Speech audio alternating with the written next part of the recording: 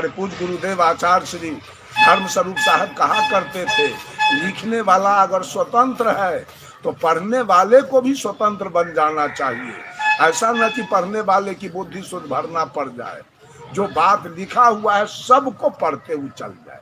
अगर ऐसा आप करते हैं, ऐसा अगर आप करते हैं तो बहुत बात रामचरितमानस में लिखा है कि ते वरना आधम तेली कुम्हारा, स्वपच की रात कोल कलवारा, नारी मुए गृह संपत्ति नासी, माथ मुराए भये सन्यासी।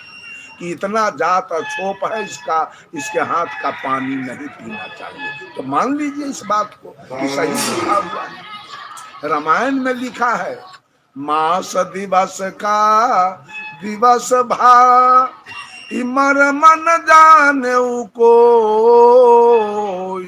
रथ समेत रवि था के निशा कवन विधि हो। गोस्वामी जी ने लिखा, जब राम लक्ष्मण भरत शत्रुघ्न चारों भाई का जन्म हुआ तो पूरे अयोध्या में इनके नाम से जन्मोत्सव मनाया। और जब जन्मोत्सव शुरू हो गया तो ये सूर्य 1 महीना तक आसमान में खड़ा रहकर और चारों भाई का जन्मोत्सव देखने लगा। भूल गया सूर्य, डूबने नहीं गया। परिणाम हुआ कि मास दिवस का दिवस बा 1 महीना का एक दिन राम के जन्मोत्सव। ये मरम न जाने कोई, इस मरम को कोई नहीं जाना। रथ समेत रवि था केहू, सूर्य अपने मंडली के साथ 1 महीना तक आसमान में खड़ा रहकर जन्मोत्सव देखने लगा। निशा कवन विधि हुई, रात्रि किसका नाम है 1 महीना। क्या मान लिया जाए इस बात को? लिखा हुआ है रामचरितमानस में, तो लिखी हुई बात को मान लिया जाए। अगर मानव नहीं होता, अगर मानव नहीं होता, बंधुओं, फिजिक्स कौन लिखता, केमिस्ट्री कौन लिखता, एलिमेंट्री मैथमेटिक्स ज्योमेट्री कौन लिखता, हिस्ट्री ज्योग्राफी कौन लिखता, इकोनॉमी सिविक्स कौन लिखता, हिंदी संस्कृत कौन लिखता, बांग्ला भाषा, पंजाबी, उड़िया, मारवाड़ी, ये सारे भाषा कौन लिखा? किसने लिखा? सारे ग्रंथ कौन लिखा?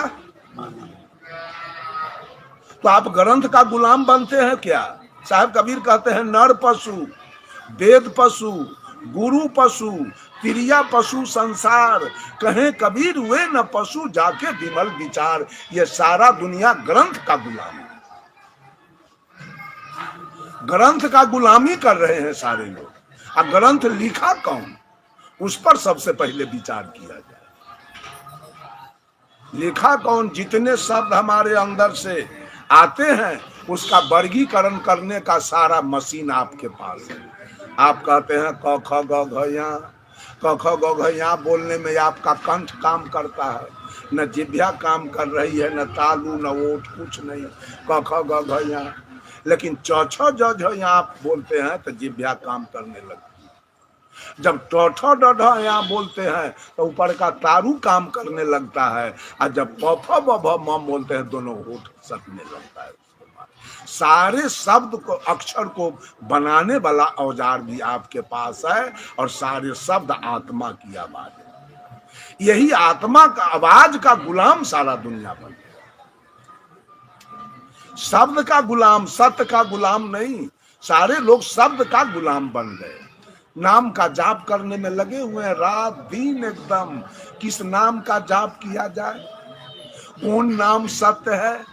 और वो नाम आया कहाँ से? कबीर साहब कहते हैं, नाम मिलावे रूप को जो जन खोजी होए, और जब वह रूप हृदय में बसे तो क्षुधा रहे नहीं कोई। पहले आप आए माँ के गर्भ से कि पहले नाम आया? कौन आया? कौन आया पहले? आप आए थे कि नाम आया था? आए। नाम तो किसी ने पुकारने के लिए रख दिया है। उस नाम का इतना महत्व बढ़ा दिया गया। साहब कबीर एक भजन में कहते हैं, डगरिया भूल गई कहीं विधि घर को जाओ, डगरिया भूल गई।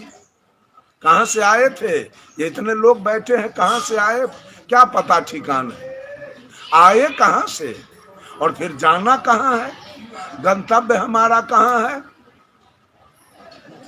आए कहां से और जाना कहां है, और जाना है तो डगर भुला गया है। ये धर्माधिकारी लोग, धर्म धुरंधर लोग अपना स्वार्थ बस, अपना लोभ बस सारे मानव का डगर को छोड़वा दिया है। अपना जो डगर है अपना घर जाने का, वो डगर छूट गया। सब लोग कर्म कांड में फंसा दिए हैं लोगों को, उपासना कांड में फंसा दिए हैं, योग कांड में लेके फंसा दिए, ज्ञान कांड का मार्ग छोड़ा दिया,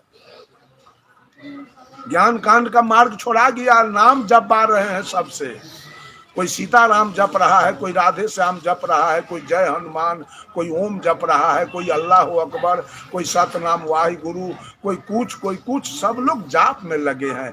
जिस नाम का जाप करते हैं वो नाम कहां से आया, उसका चर्चा किया जाए।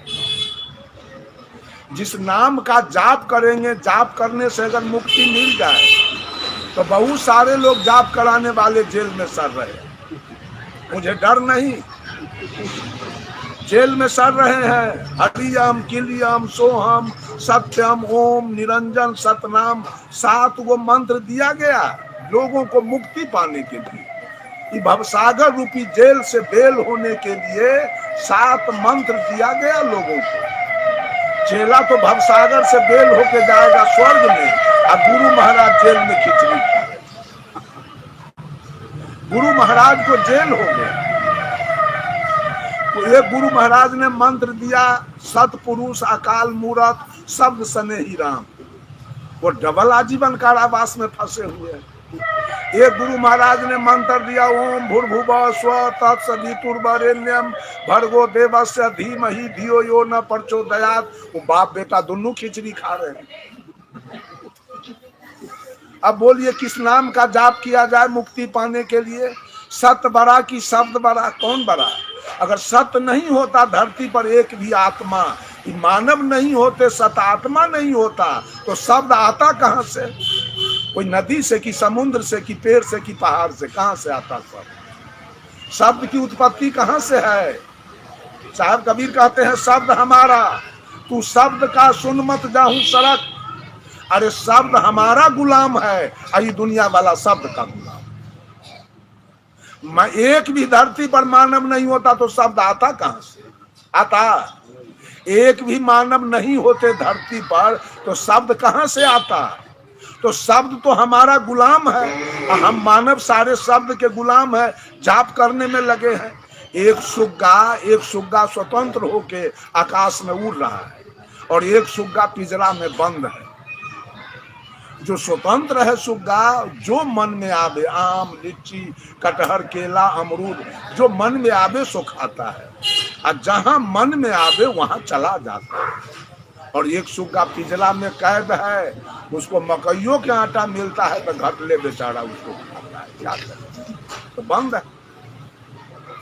लेकिन सीताराम कौन सुग्गा जपता है? आकाश वाला कि पिंजरा वाला? तो पिंजरे वाले को छुट्टी मिली कि बुढ़ा के जेले में मर गया?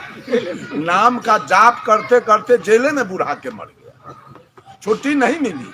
और जो स्वतंत्र रूप से आकाश में उड़ रहा है, कभी सीताराम का जाप नहीं किया, वो बेचारा स्वतंत्र। एक महात्मा जी थे, एक सुग्गा पाल के रखे थे और रात दिन उसको पढ़ाते थे, मीठू कहो सीताराम, मीठू कहो सीताराम। पढ़ते पढ़ते सुग्गा तंग आ गया। दृष्टांत है। मन में सुग्गा सोचा कैसा ही बाबाजी है, दिन रात सीताराम सीताराम पढ़ाते पढ़ाते हमारा दिमाग चाट गया ही। तब तक एक दूसरा साधु मठ में आ गए, साधु बाबा। पहले वाले साधु बाबा ने इन साधु बाबा से कहा कि बाबा आप जाइए मीठू को सुग्गा को सीताराम पढ़ा के आइए, अब मैं तब तक पंगत बनाता हूँ, आइए दोनों मूर्ति स्नान करेंगे, पंगत करेंगे और विश्राम में चले जाएंगे। कहा ठीक। वो महात्मा जी गए सुग्गा के पास और जाके कहा, मीठू कहो सीताराम। सुग्गा कहा रे पगला, एगो एक पगला तो 12 बरस से दिमाग हमारा चाट दिया, अब तू कहाँ से आए हो सीताराम पढ़ाने? अरे सीताराम पढ़ने से क्या होता है? तो महात्मा जी ने कहा सीताराम पढ़ने से मानव भवसागर से पार हो जाता है। कहा बेवकूफ कहीं का, 12 बरस सीताराम पढ़ते पढ़ते एक पिजरा से हम पार नहीं हो सकते, आई भवसागर पार करने। कहा जाते हो कि नहीं जाते हो मेरे नजर के सामने से? तब साधु बाबा ने कहा मिठू तुम्हारी बात मैं जान गया, तुमको कोई थ्योरी का ज्ञान दिया, प्रैक्टिकल ज्ञान नहीं। अगर प्रैक्टिकल ज्ञान दिया होता तो अभी तक तू पिजरा से पार हो जाता। आज मैं तुमको पिजरा से पार कर दूंगा। तो सुग्गा कहा आज ही तेरा सदुवई मैं देख लूंगा। कहा ठीक है मैं जा रहा हूँ, मैं स्नान करके पंगत करके विश्राम करूंगा और शाम में मैं तुमको पढ़ाने के लिए नहीं आऊंगा, शाम में तेरा मालिक आएगा। लेकिन सुन लो, तेरा जो मालिक है साधु बाबा, उसको मैं देखा है खराम पहने, वो खराम पहन के आएगा। तू दूर से खराम के खटर खटर का आवाज सुन लेना और पिजरा में चित होके उलट जाना। बाबा साधु आवे लाख कहे कि मिठू कहो सीताराम सीताराम सीताराम, एक बार भी तू जवाब नहीं दे। साधु बाबा चले गए, जाके भोजन भगवान की राम में गए। उसके बाद ये साधु बाबा शाम में चले तोता को सीताराम पढ़ाने, खराम पहन के आ रहे थे।